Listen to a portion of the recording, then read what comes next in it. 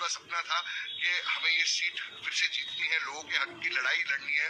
वो ये लड़ाई लड़ते लड़ते उनकी हत्या हुई है और मेरे रगों में उनका खून है और मैं पूरी तरीके से ये जो लड़ाई है वो आगे उनके लिए मैं लड़ता रहूंगा और एक रिकॉर्ड ब्रेकिंग मार्जिन से इस बार हम बांद्रापूर्व जिता के दिखाएंगे राष्ट्रवादी के सिंबल से।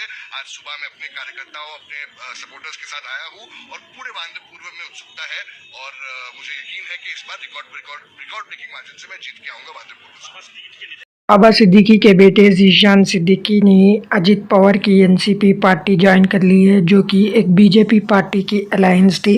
इस पार्टी में ज्वाइन होने का कारण ज़ीशान सिद्दीकी ने मीडिया को कुछ इस तरह बताया। आइए उस वीडियो को देखते हैं।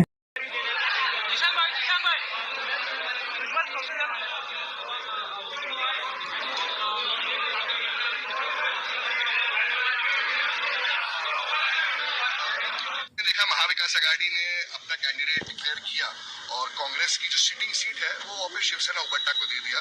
तो ये बहुत ही दुर्भाग्यपूर्ण है। पिछले कई दिनों से कांग्रेस की भी लीडर, महाविकास आघाड़ी की लीडर मेरे संपर्क में थे। कोई कुछ कह रहे थे कि एक अनपोस्ट करेंगे, कोई बोल रहे थे नहीं आप रुक जाइए, मगर उनके तो फितरत में ही धोखा है और उन्होंने एक्सेप्ट किया। और इस कठिन समय में अजीत दादा ने, प्रफुल्ल पटेल जी ने, सुनील तटकरे जी ने, एनसीपी पार्टी ने जो मुझ पर भरोसा दिखाया, मैं उनका शुक्रिया अदा करना चाहूंगा। मेरे पिताजी बाबा सिद्दीकी जी का यह अधूरा सपना था कि हमें ये सीट फिर से जीतनी है, लोगों के हक की लड़ाई लड़नी है। वो ये लड़ाई लड़ते लड़ते उनकी हत्या हुई है और मेरे रगों में उनका खून है और मैं पूरी तरीके से ये जो लड़ाई है वो आगे उनके लिए मैं लड़ता रहूंगा और एक रिकॉर्ड ब्रेकिंग मार्जिन से इस बार हम बांद्रापूर्व जिता के दिखाएंगे राष्ट्रवादी के सिंबल से। आज सुबह मैं अपने कार्यकर्ताओं, अपने सपोर्टर्स के साथ आया हूँ और पूरे बांद्रापूर्व में उत्सुकता है और मुझे यकीन है कि इस बार रिकॉर्ड ब्रेकिंग मार्जिन से मैं जीत के आऊंगा बांद्रापूर्व से। निधन के बाद कांग्रेस के लोग, उनकी कमी हमेशा रहेगी। मुझे लगता है आज 5 साल बाद, 20 साल बाद, 50 साल बाद हमेशा रहेगी। बहुत सारी राजनीतिक के अलावा भी पारिवारिक चीजें थी। मैं हूँ, मेरी बहन है, हमारी शादी नहीं हुई है। वो हमेशा बोलते थे कि तू जल्दी शादी कर। मुझे पोती थे, मगर कुछ हमने नहीं सोचा था कि इतना ऐसा कुछ होगा। पर ठीक, जो लड़ाई वो लड़ रहे थे वो हम जरूर लड़ेंगे और मुझे यकीन है कि उनको भी जरूर न्याय जरूर। 6 साल पुराना अर्पिता खान की शादी थी। हम सब हैदराबाद में थे, नवंबर का महीना था। मैं और मेरे पिताजी हैदराबाद गए थे। संगीत का फंक्शन था, रात के तकरीबन 1:30-2 बजे थे। मेरी खुशकिस्मती है कि मैं सलमान खान भाई के साथ मुझे 5 मिनट अकेला बैठने का मौका मिला।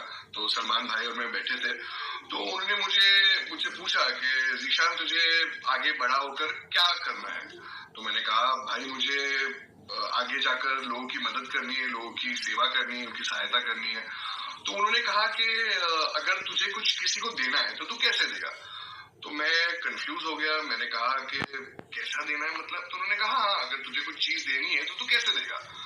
तो मैंने कहा कि कैसे दूंगा, मतलब लोग ऐसे ही देते।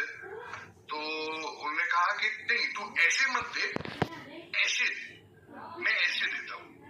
तो मैंने पूछा ऐसे मतलब, मैं समझा नहीं, क्योंकि उनका बात करने का अंदाज अलग है, एक पर्सोना अलग है। तो मैं कंफ्यूज था। तो उन्होंने कहा कि अगर तू ऐसे देगा तो जो भी तू दे रहा है थोड़ा बहुत तेरे हाथ में रह जाएगा, मगर अगर तू ऐसे देगा तो जो भी तू दे रहा है वो उस इंसान को पूरा पहुंचेगा और तू सब कुछ देगा। तो ये बात मेरे दिल तक छू गई और मैंने ये बात हमेशा याद रखी है। और आज जब लोग उन पे उंगलियां उठाते हैं, उनके बारे में कुछ बुरा कहते हैं, तो मुझे भी बहुत बुरा लगता है। क्योंकि ऐसे महान व्यक्ति के बारे में अगर कोई कुछ बुरा कहे